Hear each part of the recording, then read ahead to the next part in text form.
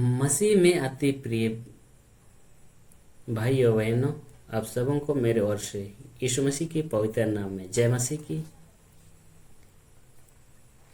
अति प्रियो, आज हम सभी जानेंगे गुड फ्राइडे क्यों कहते हैं और गुड फ्राइडे किसे कहते हैं उसके विषय में अभी हम लोग कुछ वचनों के द्वारा सीखेंगे। लूका रचित सुसमाचार उसका 23 अध्याय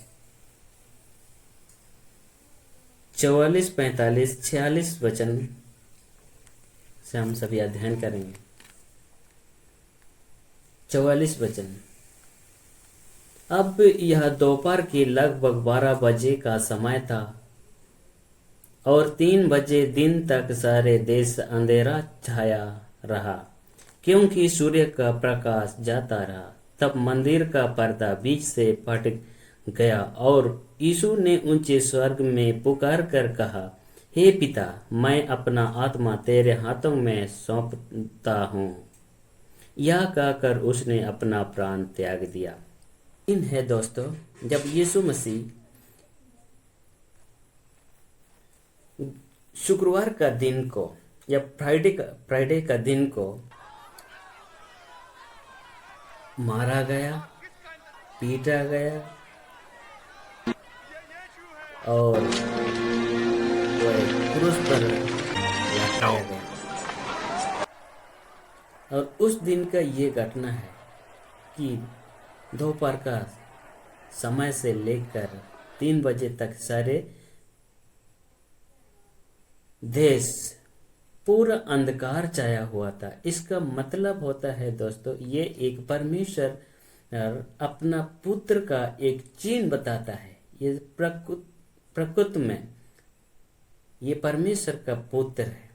ये लोग ये देखकर समझे कि जाने वाकई में ये परमेश्वर का पुत्र था। ये और क्योंकि सूरज का प्रकाश जाता रहा तो और वचन में हम सभी जानते हैं, यीशु मसीह खुद अपने वचन में कहता है कि ज्योति मैं हूं। तो यहाँ पर ज्योति उससे दूर होते जा रहा था, माने संसार से दूर होते जा रहा था। माने उसने संसार को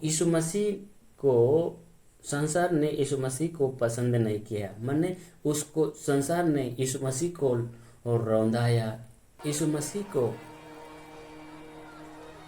मारा, पीटा। यही एक कारण है दोस्तों कि यही एक चिन्ह है कि संसार ने यीशु मसीह को ग्रहण नहीं कर रहा था। इस करके वो संसार से यीशु मसीह माने दूर होते जा रहा था।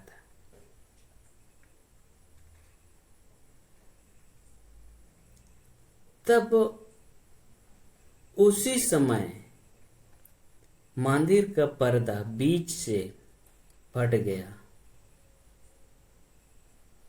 और मंदिर का पर्दा फटना वो भी एक चिन्ह है दोस्तों। और वह चिन्ह यह है कि पहले जब परमेश्वर का प्रथम मनुष्य आदम और हवा, उन दोनों के पापों के द्वारा जितने भी मनुष्य हैं वो परमेश्वर से पाप के कारण अलगाव थे और यीशु मसीह के द्वारा फिर परमेश्वर में एक होने जा रहे हैं।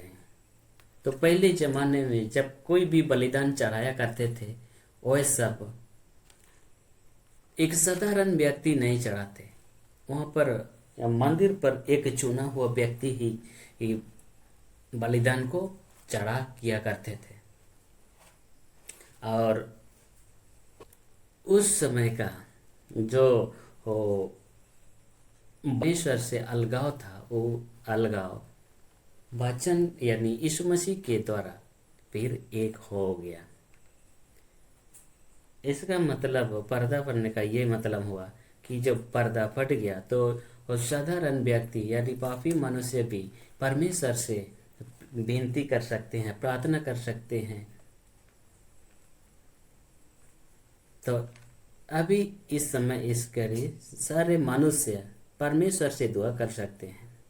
पहले जमाने में ऐसा नहीं था। चुना हुआ व्यक्ति ही परमेश्वर के लिए कुछ बलिदान को चढ़ाते थे और परमेश्वर से भी दुआ रखते थे। और यीशु मसीह जन्म होने से पहले लोग अपने पापों से मुक्ति पाने के लिए पशु का भेंट चढ़ाया करते थे। यानी पशु का भेंट से सदा तक की पाप को माफ नहीं किया जाता था, कुछ दिन के लिए। और सारे जीवन की पाप को क्षमा करने के लिए यीशु मसीह बलिदान वही हुआ। यीशु मसीह सारे पापों का दाम चुकाया। तो इसीलिए दोस्तों कि शुक्रवार का दिन हम सभी यीशु मसीह उस दिन मारा गया, हम सभी हमारे सारे पापों के खातिर। और यीशु मसीह मारने के कारण, यीशु मसीह को जलाने के कारण हम सभी परमेश्वर में फिर यीशु मसीह के द्वारा एक हो गए।